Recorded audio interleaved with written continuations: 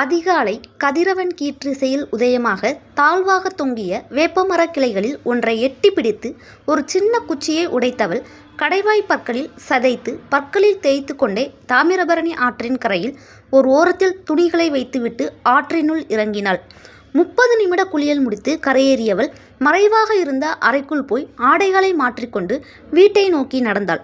குளியல் போட வர ஆண்களும் பெண்களும் அவளை பார்த்து, "ஏய் ஆஷா, என்ன இன்னைக்கு நேரமா வந்துட்ட போல?" "ஆமாம், நேரம் போகல, வந்துட்டேன்" சொல்லிக்கொண்டே பதிலுக்கு காத்திராமல் நடந்தாள்.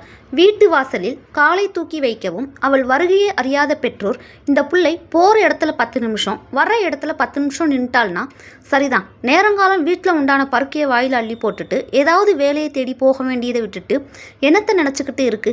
அதற்குள் வீட்டிற்குள் வந்தவள், "என்ன ஆள் இல்லைன்னா உடனே ஆளாளுக்கு வாயில் வர்றதையெல்லாம் பேசிக்கிட்டு போவீங்களா? இந்த நாட்டில் நான் ஏறி இறங்காத கம்பெனிகள் இல்லை. எனக்கு என்ன கைவசம் கல்வி தகுதி இல்லையா, மொழி புலமை இல்லையா?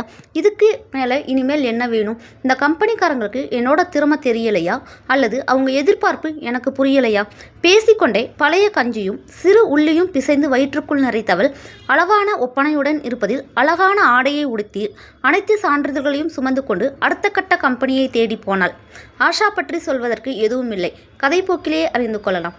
பிருந்தாவன் நகர் உங்களை அன்புடன் வரவேற்கிறது என்ற வாசகத்தை கண்டதும் ஆளிறக்கம் என்ற குரல் கேட்டு ஓட்டுநர் அந்த பேருந்தை நிறுத்தினார். "யோ பெரியவரே, இன்னும் 100 அடி தள்ளி போனப்புறம் நிறுத்த சொல்லியிருக்கலாமே." ஓட்டுநர் கேட்க, "தம்பி கோவப்படாதீங்க, நான் ஊருக்கு புதுசு, அதுதான் காரணம், சிரமத்துக்கு வருந்துகிறேன்."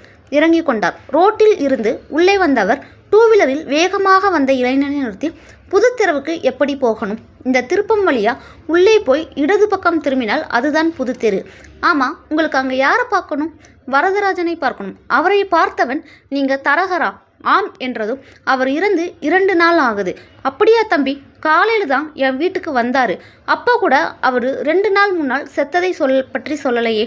அதிர்ச்சியில் உறைந்து நின்றான் அந்த இளைஞன்.